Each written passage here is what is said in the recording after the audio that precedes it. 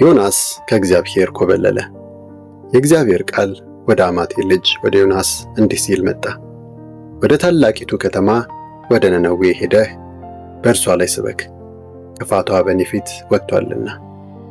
ዮናስ ግን ከእግዚአብሔር ፊት ኮበለለ፣ ወደ ተርሴስም ለመሄድ ተነሳ። ወደ ኢዮጴ ወረደ። ወደዚያው ወደ ተርሴስ የምትሄድ መርከብም አገኘ። የጉዞውንም ዋጋ ከከፈለ በኋላ ከእግዚአብሔር ፊት ወደ ተርሴስ ለመኮብለል በመርከቢቱ ተሳፈረ። እግዚአብሔርም በባሕሩ ላይ ታላቅ ነፋስን ላከ። ከባድ ማዕበልም ተነስቶ መርከቢቱን አንገላታት፣ ልትሰበርም ተቃረበች። መርከበኞቹ ሁሉ ፈሩ። እያንዳንዱም ሰው ወደ አምላኩ ጮኸ። የመርከቢቱም ክብደት እንዲቀል በውስጧ የነበረውን ዕቃ ወደ ባሕሩ ጣሉት። ዮናስ ግን ወደ መርከቢቱ ታችኛ ክፍል ወርዶ ተኛ፣ በከባድም እንቅልፍ ላይ ነበር።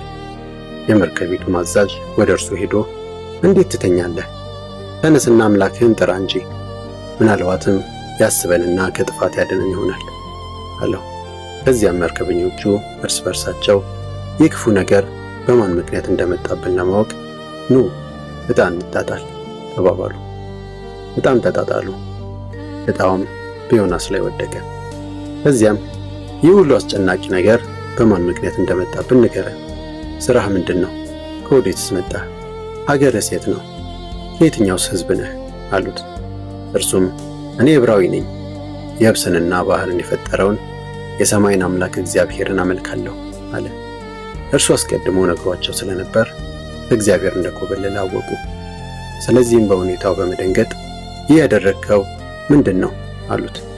የባሕሩን ማዕበል እጅግ እየበረታ ስለሄደ ባሕሩ ጸጥ እንዲልልን በአንተ ላይ ምን ብናደርግ ይሻላል? አሉት።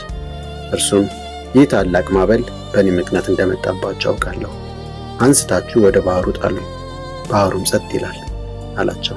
ሰዎቹ ግን ባላቸው ኃይል እየቀዘፉ ወደ የብስ ለመጠጋት ሞከሩ።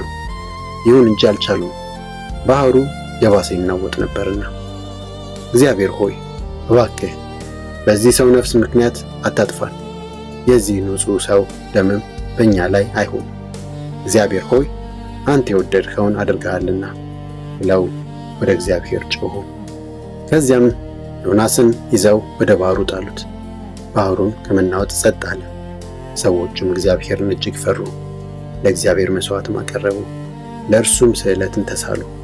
እግዚአብሔር ግን ዮናስን የሚውጥ ትልቅ ዓሣ አዘጋጀ። ዮናስም በዓሣው ሆድ ውስጥ 3 ቀንና 3 ሌሊት አደረ። ዮናስ ከእግዚአብሔር ኮበለለ። የእግዚአብሔር ቃል ወደ አማቴ ልጅ ወደ ዮናስ እንዲህ ሲል መጣ። ወደ